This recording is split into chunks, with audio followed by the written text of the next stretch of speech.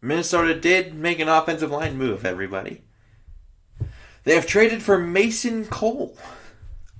I'm sure everyone's heard of Mason Cole, but Minnesota will obviously receive Mason Cole in the trade. Cardinals will get a 2021 sixth round draft pick, number 223.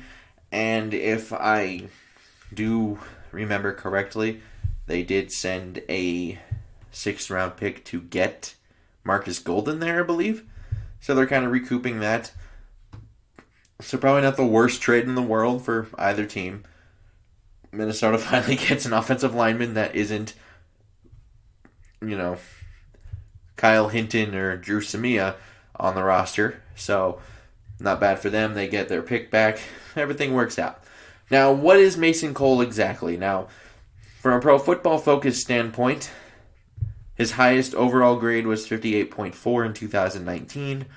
Pass blocking grade, his highest one was 63.3, although his other two were in the 40s, and his highest run block grade was in 2020, last year, at 62.9. The other two at 59.5 and 59.1. So, not the biggest difference there. And penalties were an issue last year. He had 8, 3 in 2018, 1 in 2019. And he's never allowed more than 2 sacks in a year, which is good news. Now, he did play 2 games at left guard in 2019, which is his highest graded year at 58.4, 63.3 pass block, 59.1 run block grade. So, and he also did have a game against Tampa Bay where he had an 80.7 pass blocking grade.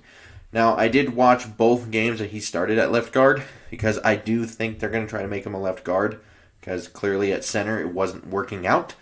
But, they traded for Rodney Hudson, not that. Anyway, moving on. But I did watch both games, and he's far from the dumpster fire that Dakota Dozier was in 2020. And Cole, at least, just wasn't embarrassed out there. He was able to hold his own. They did also play San Francisco. In 2019, this was a really, really, really dominant line. You had Armstead, you had DeForest Buckner, DJ Jones was still there. You had a giant line. So, and for the most part, Buckner was the only one who really got him. And I actually kind of like that his 2 games were against teams that had really good interior defensive line play. Because he did go against a Tampa Bay Buccaneer team that had both Sue and Bea at their disposal.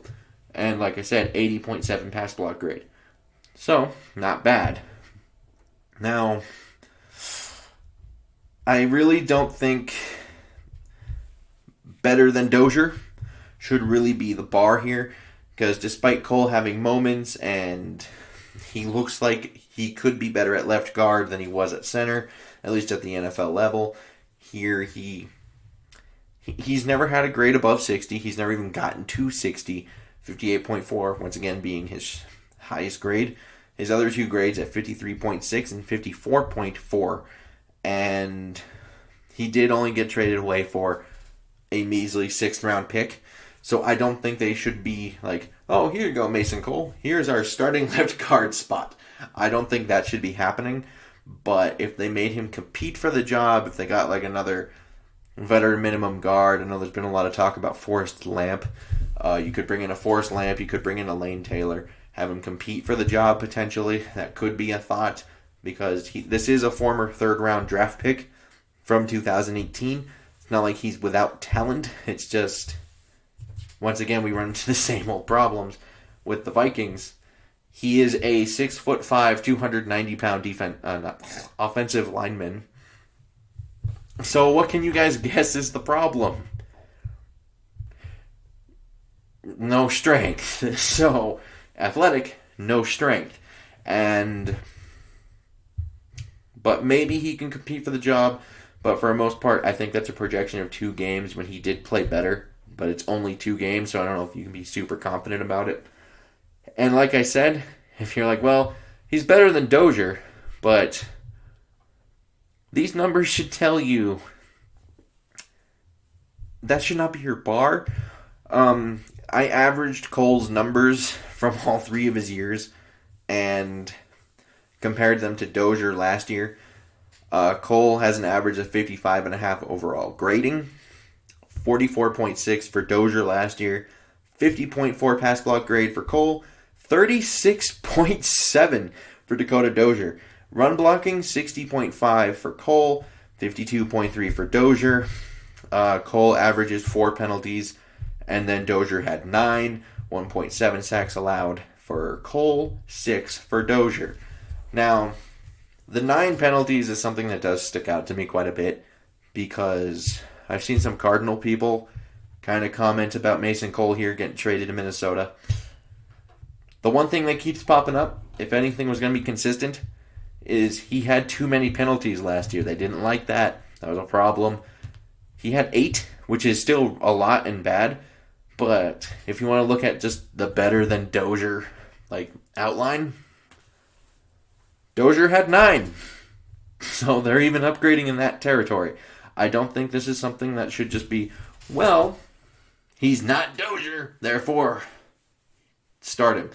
No, they should not be done with this. And hopefully, in a best case scenario, this is more of a Brett Jones replacement than a Dakota Dozier replacement. And that is how that is. But worst case scenario, I think they add another guard, another probably veteran minimum guard to at least compete with Mason Cole. I do like the idea of Forrest Lamp because, once again, that's another talented guy that just hasn't worked out. So don't hate the idea. Former second rounder, former third rounder, kind of battling it out. You can at least say, well, there's talent there at the very least. So I don't hate that idea. I would like to know your guys' comments down below. Liking and subscribing, super helpful. And until next time, I bid y'all adieu.